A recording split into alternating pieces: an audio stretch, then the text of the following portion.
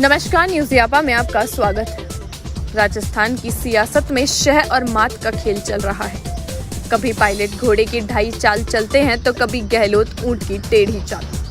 लेकिन सियासी शतरंज में दोनों ही तरफ राजा की भूमिका नजर आती है और जंग एक राजा के जरिए दूसरे राजा को हरा सिंहासन पर कब्जा करने की है। जिस सिंहासन पर अशोक गहलोत इस वक्त बैठे हैं, उस पर बैठने का सपना सचिन पायलट लंबे वक्त से बना रहे हैं।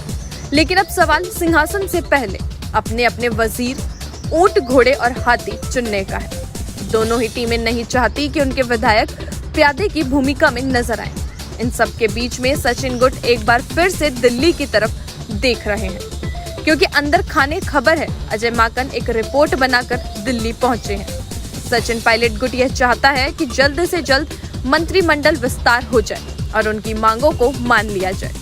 दूसरी तरफ अशोक गहलोत मंत्रिमंडल विस्तार को लंबा खींचना चाहते हैं और इसके जरिए वह सचिन गुट में एक बार फिर से असंतोष पैदा करना चाहते हैं। हाल ही में वेद प्रकाश सोलंकी ने जो बयान दिया था, वह असंतोष को दिखा भी रहा है, जिसमें वेद प्रकाश सोलंकी ने फिर से मानेसर जाने तक की बात कह दी थी। आशा ही कर सकते हैं। आत्महत्या होगी तो आत्महत्या तो हम पहले कर चुके हैं। नई चीज तो कोई है ही नहीं। मानेसर जाने की, मानेसर जाना हमारा अधिकार है, दिल्ली जाना हमारा अधिकार है। मैं फिर कह रहा हूँ, कोई भी चीज़ अगर हमारी यहाँ नहीं सुनी गई तो वहाँ पर दिल्ली जाएंगे। इसमें क्या शक है? उसमें दिल्ली जाना में कोई आत्महत्या हुई तो फिर आत्महत्या, ऐसी आत्महत्या तो हम कई बार करेंगे। अपनी बात को आला कमान तक पहुँचाना, अगर आत्महत्या है तो ऐसी आत्महत्या समय आने पर बार बार की जाएंगी। अपनी बात को आला कमान तक कहना, अगर आत्महत्या है तो अपनी बात को कहना, इस लोकतंत्र के अंदर अपनी बात को उचित समय पे कहना और उचित जगह पे कहना, ये लोकतंत्र में अधिकार दिया हुआ है। इस हम अधिकार को बार बार में उपयोग करेंगे। हमारी बात यहाँ सुनते हैं, यहाँ बात करते हैं, यहाँ नहीं सुनी जाती है, आला कमान को बात करते हैं जाके। इसमें क्या दिक्कत? वहीं आला कमान इस मामले में जल्दबाजी दिखाता नजर नहीं आ रहा और सचिन पायलट को आश्वासन के सिवा कुछ नहीं मिल रहा।